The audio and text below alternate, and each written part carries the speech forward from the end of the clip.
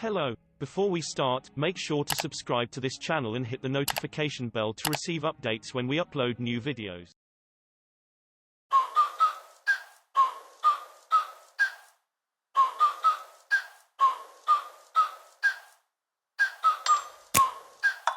The previous generation Cayenne GTS made a nod to downsizing by switching to a twin-turbo 3.6L V6. None of that here. This 2021 remake returns to V8 glory with a detuned version of the Cayenne Turbo's 4.0L twin-turbo unit that kicks out a healthy 453 horsepower and 457 pound-feet of torque. While this isn't a huge gain over the old GTS, 434 horsepower and 443 pound-feet turbo V6, it certainly is an exponential boot up the emotional ladder. The V8 sounds the business, especially with this tester's extra vocal sport exhaust too with its central tailpipes, part of the $10,110 lightweight sport package that also adds carbon fiber roof and interior bits, a heated Alcantara steering wheel, and 22-inch wheels. Transmission duties are handled by a ZF 8-speed automatic. So, what gives the Cayenne Coupe GTS its moves? Traditionally, GTS versions of any Porsche, be they sports car, sedan, or SUV, have been dubbed the sportiest. Not the fastest, not the most luxurious, but the iteration that puts you closest to the pointy end of the driving experience. And generally a value proposition, although in this case, value is entirely relative. The 2021 Cayenne GTS runs with 3-chamber air suspension which sees a 30mm drop in ride height, and the all-wheel drive system gets more rear torque bias than the other Cayennes in the stable. The Coupe GTS comes standard with the Sport Chrono package that bestows launch control, a dash-mounted lap timer, and a steering wheel-mounted rotary drive selector with normal, sport, sport plus and individual settings. Further, this tester raised the option list for more go-fast bits, the 48-volt active PDCC Sport anti-roll bars and torque vectoring, $4,090, and rear axle steering, $1,840. It's Porsche's masterful blending of all this tech that gives the GTS its uncanny athleticism. Factor in the alert and tactile steering, tireless brakes, and the 8-speed automatic that works with nearly the brains and alacrity of Porsche's excellent PDK twin-clutch unit. The result of all this power, as you'd expect, is serious speed.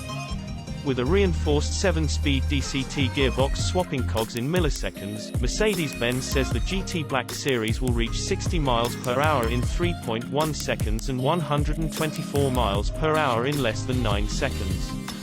If there's any figure that might be disappointing here, it's the AMG's top speed of only 202 miles per hour, but other factors are obviously in play that limit the supercar's flat-out performance.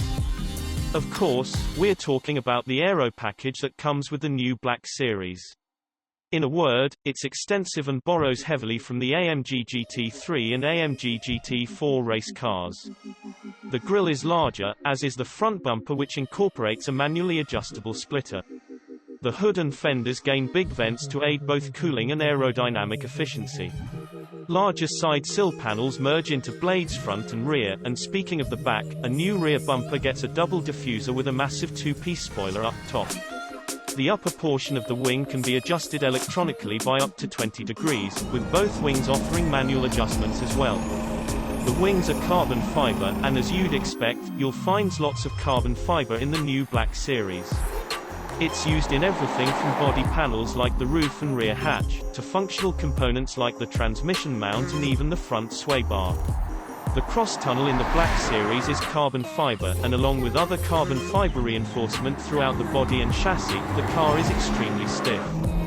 Whether or not that exacts a penalty in ride comfort will be determined when we get behind the wheel, but with the nature of the Black Series being track domination, we suspect most buyers won't be concerned with such things. Speaking of ride, the AMG GT Black Series features the adjustable coilover setup from the AMG GTR. AMG Ride Control is part of the package, which electronically controls and automatically adapts damping at each wheel as needed. The system is upgraded for the Black Series, and with a plethora of drive modes and adjustable settings for camber and sway bars, Mercedes is keen to give Black Series drivers a memorable experience on a race track. Naturally, the Black Series also has special trim and badging to help set it apart from other GT models. A nifty AMG performance steering wheel is included, along with orange or silver contrasting trim for the interior. Standard issue staggered 10-spoke wheels measure 19 inches in front, and 20 inches at the rear, wrapped in Michelin Pilot Sport Cup 2 Armo tires that were specially customized for the Black Series. And now for the million-dollar question: how much will it cost to own the most powerful road-going Mercedes ever built? We don't think that's a million-dollar answer, but Mercedes doesn't have pricing available for the new car just yet. As for being the most powerful, technically that title would go to the Mercedes-AMG 1 hypercar, but continual delays have pushed deliveries back to 2021. We're told the new AMG GT Black Series will be available in early 2021, so it's possible this car could arrive first.